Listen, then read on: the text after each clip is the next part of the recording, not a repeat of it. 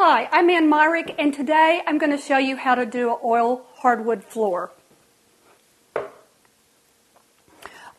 First, you want to sweep to get all the dust particles and food off your floor. We're in the kitchen, so there's always a lot of food.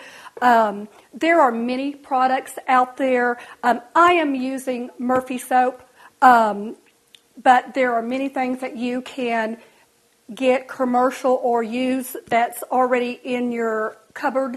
You just want to be sure to read the directions. But on Murphy, you put 1/4 of a cup of the Murphy soap in the water.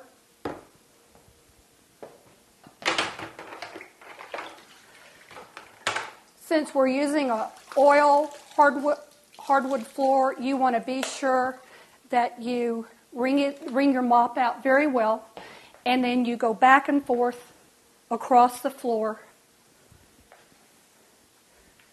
Then you go back with a clean bucket of water, rinse the floor, and let it dry, and that is how you clean an oiled hardwood floor. I'm Ann Myrick. Thank you.